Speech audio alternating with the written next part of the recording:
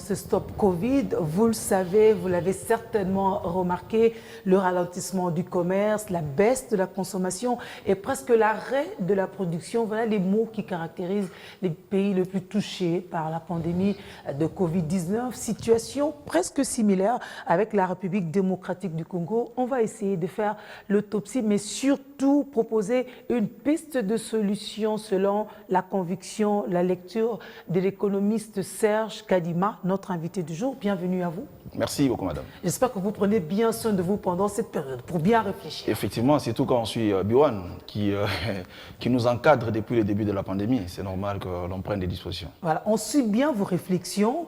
Vous dites que l'économie congolaise pourrait enregistrer une contraction. Déjà, nous y sommes. Ah, déjà. Oui. Bon, en fait, le problème, c'est que la pandémie du Covid-19 a créé un stress financier. Et effectivement, aujourd'hui, avec les mesures qui sont prises par les différents gouvernements du monde, évidemment par les mesures prises par l'Organisation mondiale de santé, fait en sorte qu'il y ait ces stress dans tous les pays pratiquement. Mais le plus important, c'est comment on prend en charge ces stress. Je vais vous donner un exemple pour être plus pratique, à l'attention de multiples téléspectateurs de Biwan qui sont disséminés à travers le monde. C'est que, vous voyez, au début, les gens ont commencé à prendre petit à petit la mesure du virus. Et par conséquent, il y a d'autres, sans attendre l'état d'urgence, sans attendre les mesures du gouvernement, ils ont commencé à rester à la maison. Les gens ont commencé à anticiper. Et au regard de ces stress, on a commencé petit à petit à apprendre qu'on va prendre des mesures qui vont restreindre le mouvement de la population. Et par conséquent, il y a eu plusieurs crises par les passés. Par conséquent, la population congolaise commence à réfléchir sur la diminution peut-être d'accessibilité aux services de la banque. Et par conséquent, il y a une petite thésaurisation qui s'installe. C'est-à-dire, par réflexe, on ne sait pas ce qui va arriver demain. Déjà avec des antécédents aussi d'autrefois. Oui, par réflexe, on ne sait pas ce qui va arriver demain. Ouais. Et par conséquent, l'opérateur économique, comme la population congolaise, qui a au moins une épargne dans une banque ou qui a un compte dans une banque, il a les premiers réflexes, c'est d'aller retirer son argent et garder l'argent à la maison. Et généralement, on ne connaît pas le lendemain. Ah ouais. C'est le stress, l'incertitude. Alors, quand on prend l'argent pour garder à la maison, on constitue ce qu'on appelle la thésaurisation. On fait une thésaurisation partielle. Et on a fermé les frontières. Parce qu'on a fermé les frontières, c'est-à-dire que le mouvement devient limité à la suite du confinement.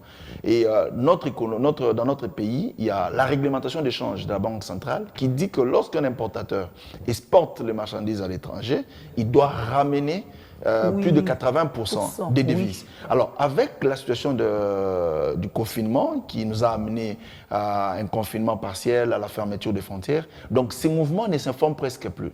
Il y a ce que nous constatons dans les banques, l'assèchement de devises étrangères. Alors, par conséquent, nous sommes dans une situation où les gens spéculent par anticipation, par peur, et évidemment, il faut que le gouvernement prenne des dispositions pour accompagner les opérateurs économiques.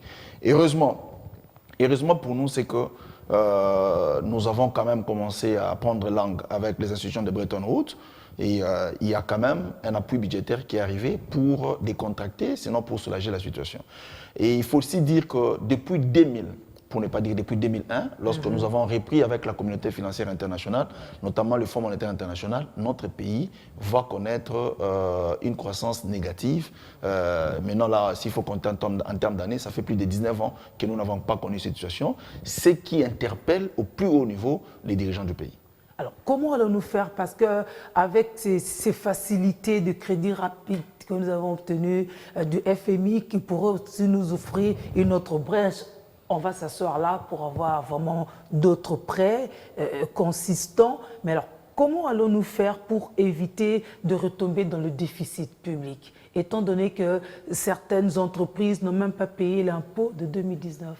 Bon, c'est vrai que déjà, pour ce faire, il faut absolument que le gouvernement, apparemment ils ont ça à l'esprit, il faut un collectif budgétaire. Un collectif budgétaire qui doit tenir compte de la situation actuelle. On dit souvent, dans un contexte particulier, on prend aussi des mesures particulières.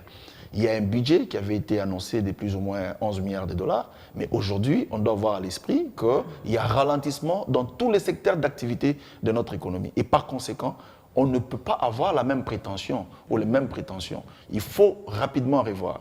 Alors, comment revoir? Évidemment, pour alléger et accompagner certaines entreprises publiques comme privées, le gouvernement avait décidé que l'on puisse observer quand même une attitude acceptable vis-à-vis de l'administration fiscale, mais il faut, comme vous avez évoqué les cas de l'appui budgétaire du Fonds monétaire international, de l'ordre de plus de 360 millions de dollars, cet argent doit être géré comme un bon responsable, un bon père de famille par le gouvernement de notre pays.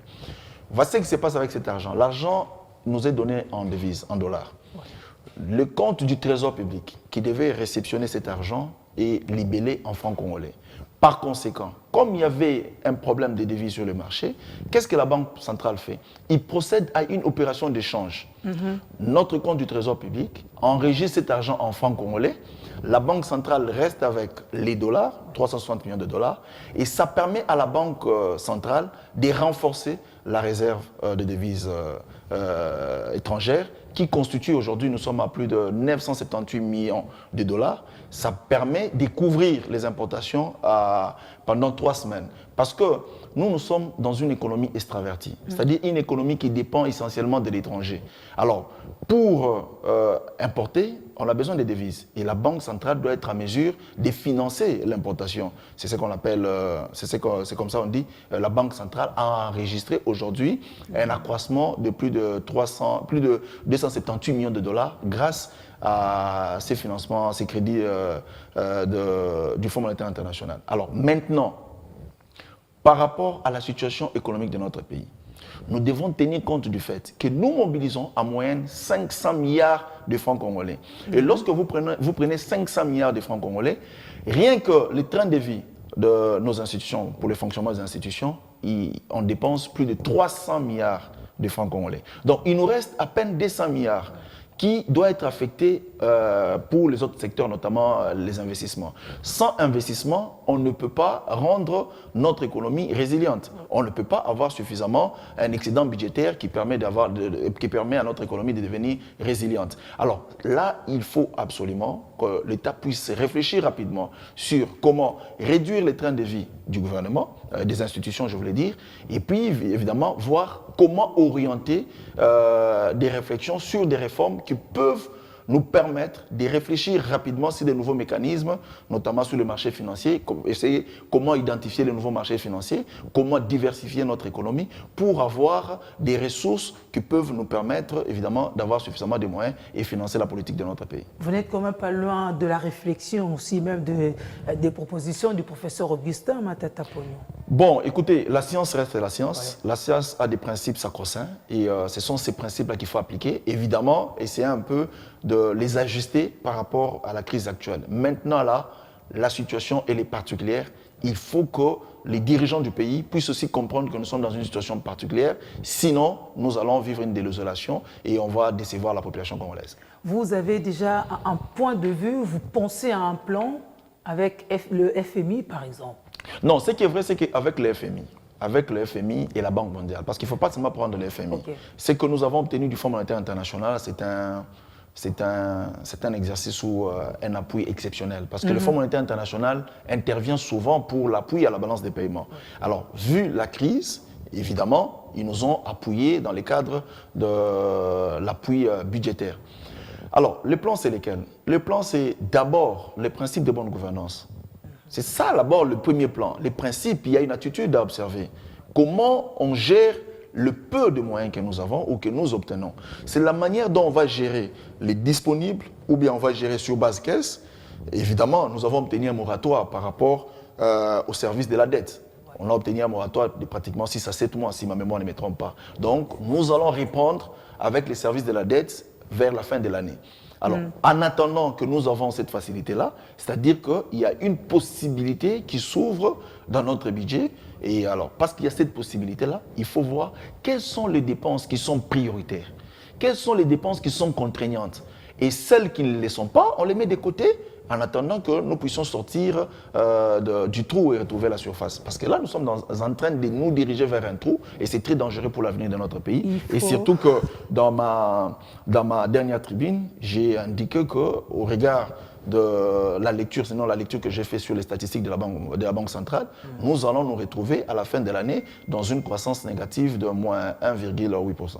On revient sur cette volatilité-là, mais ce sont des mesures, des dispositions conjoncturelles, mais finalement, on est dans une certaine routine. On arrivera à la fin du mois d'avril, de mai et tout, on risquera de retomber dans la même situation. Qu'est-ce qu'il faut faire maintenant, durant les 6 mois, tel que vous le disiez tout à l'heure, pour qu'on puisse créer quand même une certaine stabilité? Non, la première des choses à faire ici, c'est d'abord de procéder au collectif budgétaire.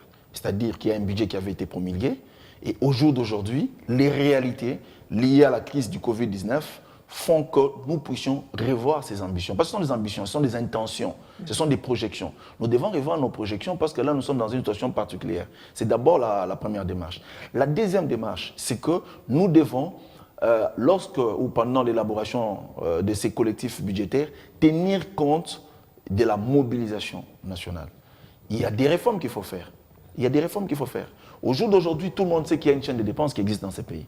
Mais les gens ne savent pas qu'il faut qu'on puisse légaliser la chaîne des recettes. Nous devons rationaliser les recettes. Nous devons faire des réformes qui vont nous permettre d'améliorer les recettes, les revenus dans notre pays.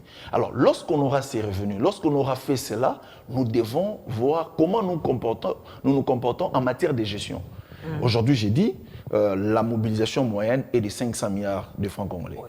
Sur 500 milliards de francs congolais, 300 milliards financent les trains de vie des institutions de la République. Donc, plus de 50%. C'est anormal. Il faut revoir aussi les trains de vie.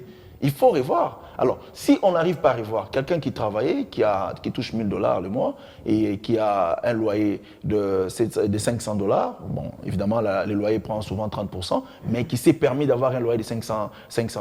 Le jour où ton salaire va baisser, il sera plus de $1000, il sera de $600, il faut réajuster parce que tu ne vas pas tout affecter au paiement du loyer. Donc, il faut que le gouvernement, les dirigeants de notre pays puissent revoir les choses. 300 milliards de dollars pour financer les trains de vie des institutions, c'est beaucoup. Il reste 200 milliards de dollars. Avec les 200 milliards de dollars, vous allez financer les investissements, vous allez financer tous les autres secteurs de la vie nationale. Donc, c'est en commençant par la priorité actuelle. C'est très compliqué et lors du collectif budgétaire, on doit tenir compte de tous ces paramètres-là. C'est très important. Et les comportements individuels de tous les responsables des institutions ainsi que des institutions doivent être revus aussi à la baisse. Vous êtes pour le crédit, la dette auprès du FMI, des institutions de Bretton Woods. Je ne sais pas que je suis pour le crédit, mais au regard de la situation actuelle de notre pays, nous avons forcément besoin de l'accompagnement de la communauté financière internationale, notamment les institutions de Bretton Woods. Pour ce qui concerne la République démocratique du Congo, nous devons continuer à améliorer nos relations avec le Fonds monétaire international et la Banque mondiale pour que le Fonds monétaire international nous vienne en appui à la balance des paiements et que la Banque mondiale nous vienne à l'appui budgétaire. Pourquoi? Parce qu'au jour d'aujourd'hui, on vous dit qu'aux États-Unis, on recourt à la planche à billets. Oui, il n'y a pas d'impact parce que les États-Unis utilisent la monnaie unique qui est les dollars. Ici, chez nous, si on fait cela, nous allons tomber dans une inflation et ça va être très dangereux et très nocif pour notre économie ou pour notre pays. Alors, nous avons besoin d'évoluer dans cette communauté financière internationale. C'est comme ça que je dis, on ne peut pas aujourd'hui s'en passer du Fonds monétaire international et de la Banque mondiale. Quand? Aujourd'hui? Ou ça peut attendre de temps qu'on négocie bien? Nous y sommes déjà. Déjà, le geste qui a été fait il y a quelques jours par le Fonds monétaire international, il est déjà louable. Je vous ai expliqué ici que cela a fait que nous puissions connaître un accroissement de plus de 370 millions de dollars comparé à la même période, comparé au mois de mars. C'est-à-dire qu'aujourd'hui, on a amélioré nos réserves en devises. Nous sommes passés à 978 millions de dollars qui permettra au gouvernement de financer, sinon de couvrir l'importation pendant 3 semaines. Nous y sommes déjà. Il faut que le gouvernement continue à garder ces liens de contact pour que le Fonds monétaire international et la Banque mondiale ne soient pas déçus pour rompre ces relations. À côté des avantages, quels sont les inconvénients? Bon, comme tout crédit, il est agréable lorsque vous percevez, vous signez le papier à la banque pour réceptionner un crédit. Et au moment des paiements, ça va être lourd. Alors, ça ne va pas être lourd si vous avez géré comme un bon gestionnaire. C'est comme ça que j'interpelle le gouvernement de la République de privilégier le principe de bonne gouvernance, d'avoir une attitude responsable, parce qu'il s'agit de l'argent de la République et la République va rembourser cet argent. Et souvent, on rembourse par les têtes de la population à travers les impôts, à travers les taxes et tout. Alors, pourquoi on n'a pas envisagé un autre moyen? Bon, ce qui est vrai, c'est que personne n'avait envisagé la crise du Covid-19. Alors, c'est arrivé, et ça a frappé tous les pays du monde. Et tous les pays du monde sont en train aujourd'hui de penser à la solidarité économico-financière. Donc, ça s'impose à tout le monde. Les 28 mesures sur lesquelles on avait travaillé autrefois, les 28 mesures d'urgence qui aujourd'hui n'étaient presque plus urgentes, mais aujourd'hui, elles peuvent être remises sur la table. Effectivement, c'est comme ça que nous disons que les projections qu'on a faites dans la situation normale avant la crise du Covid doivent être aujourd'hui révisitées. C'est-à-dire qu'il y a certaines dépenses de prestige qu'on ne doit pas se permettre. C'est comme ça que j'ai dit, avec les ressources disponibles, avec la mobilisation nationale, évidemment avec ce que nous venons d'obtenir, il faut orienter cela vers les dépenses qui sont contraignantes, vers les dépenses qui sont nécessaires à la vitalité de notre pays. Et à côté de ça, il y a eu des mesures justement pour alléger tant soit peu la douleur des populations. On a demandé aux bailleurs d'attendre, de ne pas... Ça, c'est une mesure populiste. Voilà, de ne pas... Mais justement, lorsqu'on arrive à la faisabilité, on se rend compte que ça devient compliqué parce que déjà, ils ne doivent rien à l'État. C'était une bonne foi. Non, moi je pense que par rapport à cette mesure-là qui est populiste, il ne fallait pas. En tout état de cause, aucun Congolais a le pouvoir de déguerpir. Même s'il est bailleur, il n'a pas le pouvoir de déguerpir les locataires. Ça va de soi. Lorsqu'il y a un conflit entre bailleurs et locataires, on va vers l'État. Alors si l'État, c'est celui-là qui doit venir déguerpir, entre-temps, il demande aux bailleurs de ne pas déguerpir. Donc je pense que le ministre et l'urbanisme et l'habitat dans ses attributions doit revoir sa façon de voir les choses. Oui, parce que ça ne change pas grand-chose entre-temps. Ça crée plutôt un conflit. Voilà, ça crée plutôt un conflit. En tout état de cause, qu'on déguerpisse ou qu'on ne déguerpisse pas, les locataires seront appelés un jour à payer. Et même les bailleurs, parce que ça s'est donné l'impression que les Congolais ne réfléchissent pas bien. Dans cette période de crise, je ne vois pas qui peut se permettre de déguerpir quelqu'un de lui-même. Déjà qu'on va l'arrêter. Et pour déguerpir, il faut aller au service de l'habitat de la commune dans laquelle vous vivez. Et ce sont les services du même ministre qui devaient le faire. Donc je pense que nous devons faire très attention avec des mesures populistes. Il faut se focaliser sur l'essentiel et voir qu'est-ce qui est important pendant cette période de crise pour permettre à nos populations de se retrouver. L'autre mesure qui n'a pas donné grand-chose, c'est aussi l'énergie.